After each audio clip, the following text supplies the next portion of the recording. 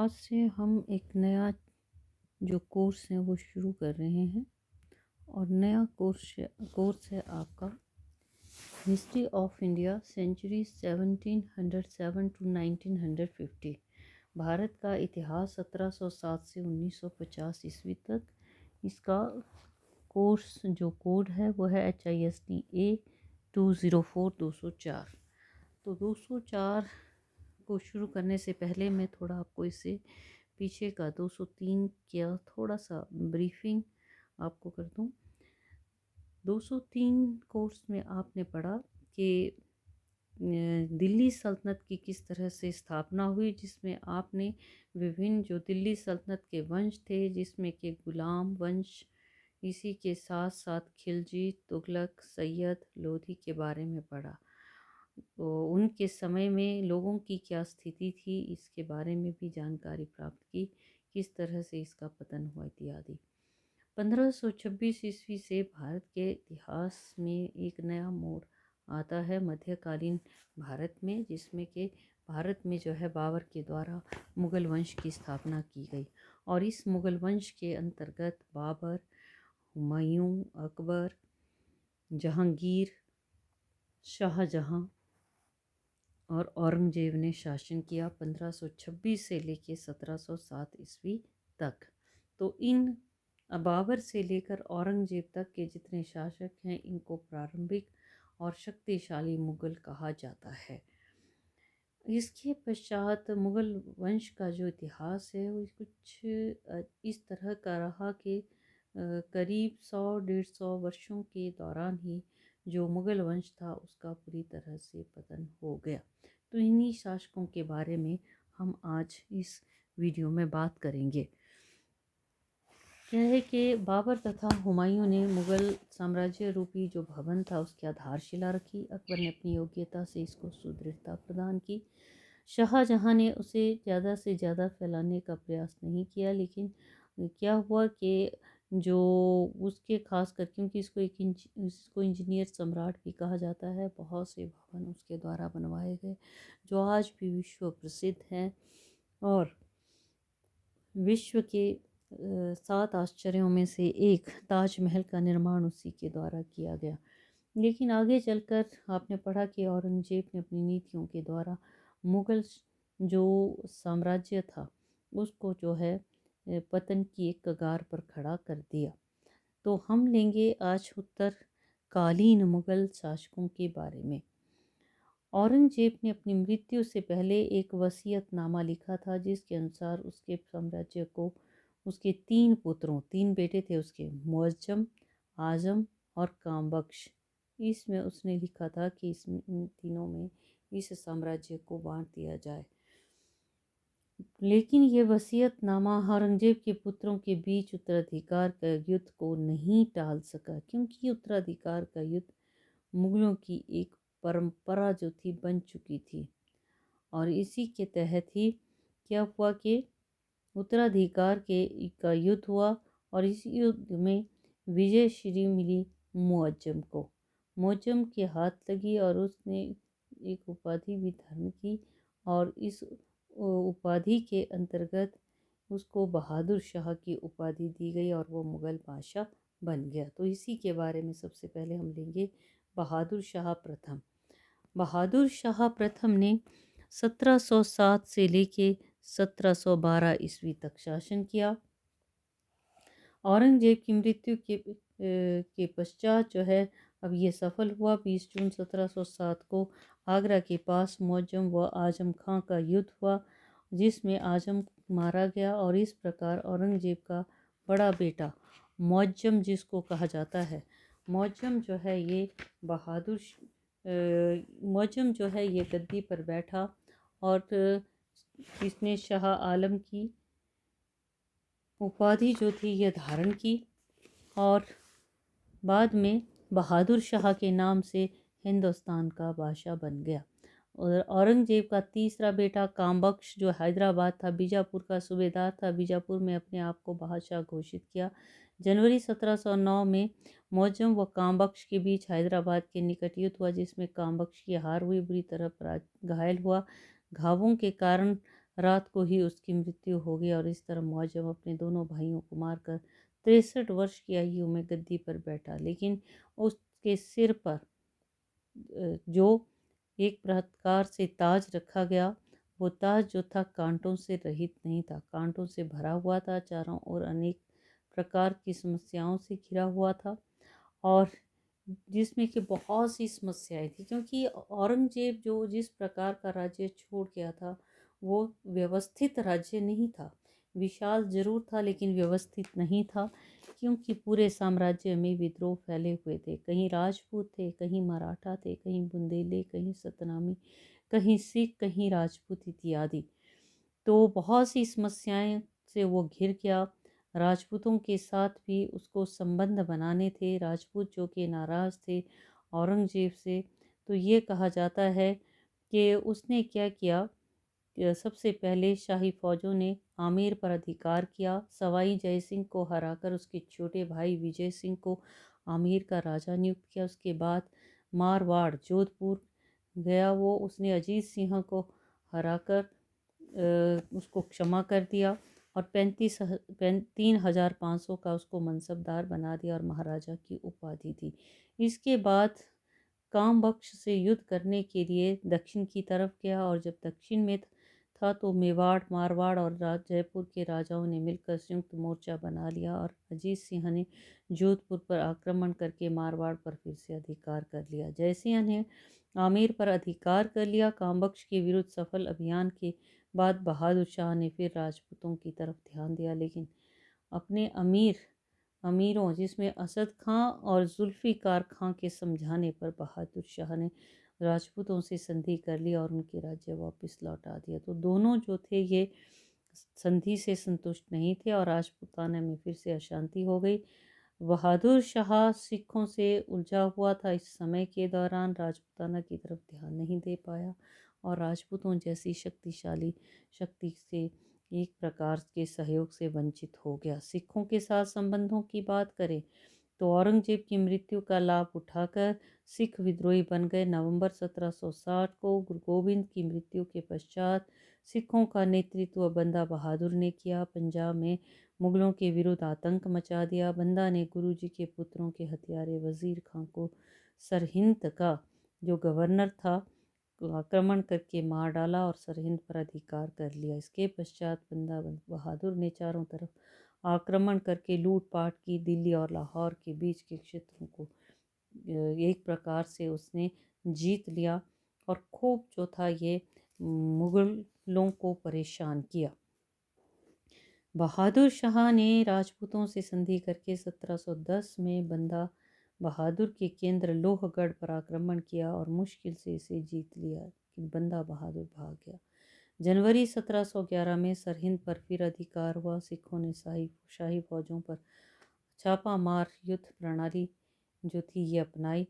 बहादुर शाह राजपूतों की तरह सिखों का कुछ नहीं बिगाड़ सका। बहादुर शाह की मृत्यु के पश्चात सिख और भी शक्तिशाली हो गए। दक्षिण भारत की बात करें तो वहाँ पर भी हालात ऐसे ही थे। ताराबाई और शाह के में छत्रपति के पद को लेकर कलह शुरू हो गई। कामबख्श का दमन करने के लिए बहादुर शाह दक्षिण गया तो उसने मजबूरन दोनों पक्षों को स्वदेशमुखी की मंजूरी देनी पड़ी। मराठों को चौथ का अधिकार लेकिन उसने नहीं दिया और इस तरह से हम देखें तो उसके समय में जो हालात थे वो बदतर होते चले गए। फिर उसके बाद गद्दी पर बैठा जहानदार शाह।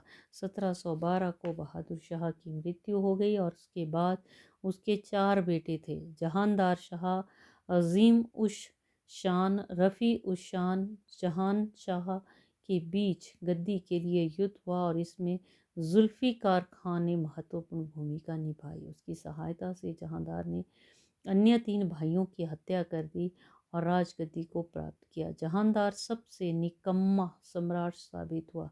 विलासी था अपना सारा समय। लाल कुंवर नाम की एक वेश्या थी। लाल कुंवर नाम की जो वेश्या थी उसके संगत में रहकर जो था अपना सारा समय जो था वो बिताने लगा और इसी के तहत ही क्या हुआ कि राज्य की तरफ उसके कोई प्रशासन की तरफ ध्यान नहीं था, विलासी था। वैश्या को वस्त्र तथा आभूषणों सहित 1 करोड़ रुपया सालाना भत्ता मिलता था। उसने राज्य के ऊंचे पदों पर लाल कुंवर के रिश्तेदारों को नियुक्त कर दिया और इस तरह राज दरबार में अयोग्य और चाटुकार लोगों का अधिकार हो गया। ऐसी परिस्थितियों में अजीम उस शान के पुत्र फारुखसियर ने बादशाह के विरुद्ध विद्रोह कर दिया। वो बंगाल का सूबेदार था। उसने पटना के सहायक सूबेदार अब्दुल्ला खां और उसके बड़े भाई हुसैन अली की सहायता से जहांदार को जनवरी 1713 को पराजित किया। दोनों भाई सैयद भाइयों के नाम से प्रसिद्ध हुए और शासक निर्माता के नाम से मशहूर हुए। जहांदार को पकड़ लिया, हत्या कर दी उसकी और फारुखसियर नया बादशाह बन गया। अगला बैठा फिर गद्दी पर फारुखसियर 1713 से 1719 तक जिसने शासन किया। सैयद भाइयों ने उसको गद्दी पर बिठाया। उसने हुसैन अली को वज़ीर और अब्दुल्ला को मीर बख्शी नियुक्त किया। जुल्फ़िकार खां की हत्या करवा दी गई और इस तरह प्रशासन में सैयद भाइयों का हस्तक्षेप बढ़ गया। सैयद भाइयों को इस प्रकार ताकतवर होता देखकर अन्य अमीर षड्यंत्र रचने लगे। फारुखसियर बहुत ही कायर, अविवेकी, चरित्रहीन था और इसी के तहत ही ये कहा जाता है कि उसको ना तो अपने मंत्रियों पर विश्वास था। सैयद भाइयों के विरुद्ध भी षड्यंत्र करने का उसने प्रयास किया, जिन्होंने गद्दी पर बिठाया था, लेकिन असफल हो गए उसके प्रयत्न और उनसे उसको माफ़ी मांगनी पड़ी। अंत में सैयद भाइयों ने उसके षड्यंत्र से तंग आकर उसे गद्दी से उतारने का निश्चय किया। हुसैन अली दिल्ली पहुंचा। फारुखसियर अपनी जान बचाने के लिए हरम में घुस गया। सैयद भाइयों ने उसे नंगे पैर घसीट कर बाहर ले आए और उसका अपमान करके उसका गला घोंट कर उसकी हत्या कर दी। और इस तरह से अगला जो है गद्दी पर बैठा रफ़ी उद ज़रात। रफ़ी उद ज़रात ने फरवरी 1719 से जून 1719 तक शासन किया। तो सैयद भाइयों ने रफ़ी उद ज़रात, रफ़ी उद शान का ये बेटा था। 28 फरवरी 1719 को फारुखसियर को हटाकर गद्दी पर बिठाया। गद्दी पर बैठते समय उसकी आयु 20 वर्ष थी, लेकिन क्षय रोग, टीबी की बीमारी से पीड़ित था। वह केवल सैयद भाइयों की कठपुतली मात्र था और उसके नाम से सैयद भाई ही शासन करते थे। 4 जून 1719 को बीमारी के कारण उसकी मृत्यु हो गई। उस मरणासन एक प्रकार से वो हो गया, तो गद्दी से उतार दिया और 1 सप्ताह बाद उसकी मृत्यु हो गई। और उसके बाद गद्दी पर सैयद भाइयों ने रफ़ी उद ज़रात का बड़ा भाई, जिसका नाम था रफ़ी उद दौला, उसको जून 1719 को गद्दी पर बिठाया और इसी के तहत ही शाहजहां द्वितीय के नाम से वो गद्दी पर बैठा। रोग से वो भी पीड़ित था, सैयद भाइयों की कठपुतली बना रहा। बीमारी के कारण 17 सितंबर 1719 को उसकी भी मृत्यु हो गई। कुल 2 सम्राटों ने कुल 8 महीने से भी कम समय तक शासन किया। फिर अगला बैठा मोहम्मद शाह रंगीला 1719 से 1748 तक। सैयद भाइयों ने अब जहान शाह के पुत्र रोशन अख्तर को मोहम्मद शाह के नाम से सितंबर 1719 को गद्दी पर बिठाया। आयु थी 19 वर्ष। सैयद भाइयों के आचरण से अनेक सरदार विरुद्ध हो गए। इनमें निज़ामुल मुल्क, मोहम्मद अमीन खां, हैदर कुली खां और सवाई जय सिंह प्रमुख हैं। मोहम्मद शाह भी सैयद भाइयों का से तंग था, वो अंत करना चाहता था इनका और इसी के तहत ही ये कहा जाता है कि ऊपरी तौर पर तो उसने यही दिखाया कि बहुत आदर करता है, लेकिन आंतरिक तौर पर वो षड्यंत्र रचने लगा उनके विरुद्ध। सैयद बंधुओं के विरोधी सामंतों ने भी उसके विरुद्ध षड्यंत्र जो थे, ये षड्यंत्र में शामिल हुए। मालवा का सूबेदार निज़ामुल मुल्क 1720 में खानदेश पर आक्रमण कर दिया। सैयद हुसैन अली खां की सूबेदारी में था। हुसैन अली खां का परिवार दक्षिण में था। ये समाचार सुनकर चिंतित हुआ। बादशाह को साथ लेकर निज़ामुल मुल्क के विरुद्ध युद्ध करने के लिए रवाना हुआ। रास्ते में उसके विरुद्ध षड्यंत्र करके छुरा घोंप कर उसकी हत्या कर दी गई। जब सूचना उसके भाई को मिली, अब्दुल्ला खान ने को शाही परिवार के कन्या शहजादे इब्राहिम को बादशाह घोषित उसने कर दिया, लेकिन मोहम्मद शाह ने आगरा के निकट उसे हरा दिया। इब्राहिम तथा अब्दुल्ला को कैद कर लिया। 1722 में अब्दुल्ला की भी हत्या कर दी और इस तरह सैयद भाइयों का अंत हो गया। लेकिन ये ऐसा समय था कि सैयद भाइयों के पतन के पश्चात क्या हुआ कि मोहम्मद शाह शक्तिशाली हो जाएगा, ऐसा लगता था। प्रशासन में कार्य कुशलता लाएगा, सामंतों पर अंकुश स्थापित करेगा, लेकिन ऐसा नहीं हो पाया। सैयद भाइयों के पतन के पश्चात सत्ता जो थी अन्य सरदारों के हाथ चली गई। मोहम्मद आमीन को खां को वजीर, खाने दौरान को मीर बख्शी, सादत खां को अवध का गवर्नर, मीर जुम्मत को सद्र, निज़ामुल मुल्क को मालवा और दक्षिण का गवर्नर बनाया। 1722 में अमीन खां की मृत्यु के बाद निज़ामुल मुल्क वजीर बना। प्रशासन को सुधारने का प्रयास किया, लेकिन अन्य अमीरों ने विरोध किया। 1723 में दक्षिण चला गया। 1725 में हैदराबाद पर अधिकार कर लिया और स्वतंत्र शासक के तौर पर हैदराबाद निजामत की स्थापना की। 1722 को सादत खान ने भी अवध में अपने आप को स्वतंत्र कर लिया और इस तरह से मुगल बादशाह कुछ नहीं कर पाया।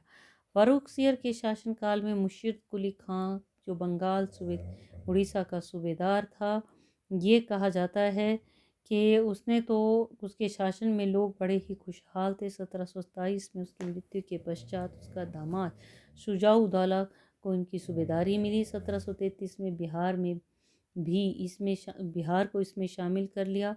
1739 में इनकी निजामत उसके पुत्र सरफराज को मिली। अयोग्य सिद्ध हुआ। नायब सूबेदार अलीवर्दी खान ने उससे गद्दी छीन ली। 1740 में अलीवर्दी खान ने निकम्मे सरफराज को मारकर अपने आप को स्वतंत्र कर लिया। मुगल बादशाह कुछ नहीं कर पाया। अलीवर्दी खां को सूबेदार मानना पड़ा। नाम मात्र के लिए मुगल बादशाह के अधीन था। मुगल बादशाह की कमज़ोर स्थिति को देखते हुए मराठों ने भी पेशवा बाजीराव के नेतृत्व में वह उत्तर भारत की तरफ बढ़ना शुरू कर दिया। मराठों की मदद से बुंदेलखंड में छत्रसाल बुंदेला ने भी स्वतंत्रता की घोषणा कर दी। मालवा गुजरात से भी मुगल प्रशासकों को भगा दिया गया और इसी समय उत्तर पश्चिम सीमा पर बसे कुछ कबीलों ने भी लूट मार शुरू कर दी। पंजाब के सूबेदार ज़कारिया खां ने इसको बुरी तरह से हालांकि दबा दिया, लेकिन फिर भी कबीलों ने सीमा पार करके नादिर शाह के राज्य में लूटपाट की, तो नादिर शाह को भारत पर आक्रमण करने का अच्छा बहाना मिल गया। और यही समय था कि ईरान के इस शासक नादिर शाह ने भारत पर 1700 पहले तो उसने 1738 को गजनी को जीता, मुगल सूबेदार को वहाँ से भगाया और इसके पश्चात पंजाब के सूबेदार ज़कारिया खां ने जनवरी 1739 में, ये कहा जाता है जब नादिर शाह ने आक्रमण किया, उसने भी जो आत्मसमर्पण था वो कर दिया। मोहम्मद शाह ने 75,000 सैनिकों की सेना तैयार करके निज़ामुल मुल्क सादत खां व कमरुद्दीन खां को साथ लेकर नादिर शाह को रोकने के लिए आगे बढ़ा। करनाल के निकट युद्ध हुआ। मुगल सेना हार गई। बादशाह निज़ामुल मुल्क को संधि वार्ता के लिए भेजा। 50 लाख रुपए का खजाना देकर नादिर शाह वापस जाने के लिए तैयार कर लिया, लेकिन आपसी गुटबंदी के कारण सरदारों ने नादिर शाह को बताया कि दिल्ली जाकर ज़्यादा धन उसको मिल सकता है, तो नादिर शाह ने दिल्ली में प्रवेश किया। मोहम्मद शाह ने उसका स्वागत किया। 22 मार्च 1739 को दिल्ली में दंगा हो गया। नादिर शाह के मारे जाने की अफवाहें फैल गई। नादिर शाह ने के कई सैनिक मारे गए। क्रोधित होकर दिल्ली में खूब कत्लेआम नादिर शाह ने करवाया। 20,000 लोगों का कत्ल किया गया। भारी लूटपाट की गई। नादिर शाह ने दिल्ली में मुगल सिंहासन पर बैठकर अपने नाम का खुतबा पढ़ा और सिक्के चलाए। नादिर शाह दिल्ली के असंख्य हीरे जवाहरात, तख्ते ताउस मयूर सिंहासन, जिसको किसने, शाहजहां ने बनवाया था, उसमें प्रसिद्ध कोहिनूर हीरा भी लगा था, लूट कर ईरान ले गया। इस माल की कीमत 70 करोड़ थी उस जमाने में। मोहम्मद शाह को उससे एक संधि करनी पड़ी तथा सिंधु नदी के पश्चिम का सारा प्रदेश देना पड़ा। नादिर शाह के हमले ने मोहम्मद शाह की स्थिति को बिल्कुल ही कमज़ोर कर दिया। 1700 उसके अधीन जो मालवा, अवध, हैदराबाद, रोहेलखंड थे, वो भी स्वतंत्र हो गए। 1748 को मोहम्मद शाह की मृत्यु हो गई और इसके साथ ही मुगल साम्राज्य का भी लगभग पतन हो गया। फिर आता है अहमद शाह, 1748 से 1754 तक। ये जो था मोहम्मद शाह की मृत्यु के पश्चात उसका पुत्र शहजादा अहमद अप्रैल 1748 को दिल्ली के शालीमार बाग में अहमद शाह के नाम से गद्दी पर बैठा। बड़ा ही विलासी निकम्मा, शासन में कोई रुचि नहीं थी। उसने हिजड़ों के सरदार जावेद खां को ऊंची ऊंची उपाधियां दी। नवाब बहादुर के नाम से वो प्रसिद्ध हो गया। प्रशासन में उसका प्रभाव बढ़ गया। साम्राज्य में वजीर सफदरजंग के विरुद्ध षड्यंत्र रच लिया। अहमद शाह ने शासनकाल में नादिर शाह का सेनापति, जिसका नाम था अहमद शाह अब्दाली, रंगीला के समय में नादिर शाह ने आक्रमण किया और ये था ईरान का शासक। और इसके समय में अहमद शाह अब्दाली था इसका नाम, जो कि इसने जो है आक्रमण किया भारत पर। तो अहमद शाह अब्दाली नादिर शाह का जो है ये सेनापति था। तो अफ़गानिस्तान पर अधिकार कर लिया, मुग़ल साम्राज्य पर आक्रमण किया, काबुल, गजनी, पेशावर पर अधिकार किया। 1749 में पंजाब पर आक्रमण करके भारी धनराशि ली उसने। 1751 में फिर से आक्रमण किया, पंजाब के बड़े भाग को जीत लिया। अहमद शाह की अयोग्यता को देखकर षड्यंत्र होने लगे। दरबार में मराठों के आक्रमण भी तीव्र हो गए। मराठों के सेनापति मल्हार राव होलकर ने सम्राट के शिविर पर आक्रमण कर दिया। वजीर इंतिमदौला को हराकर इमादुल मुल्क को वजीर बनाया।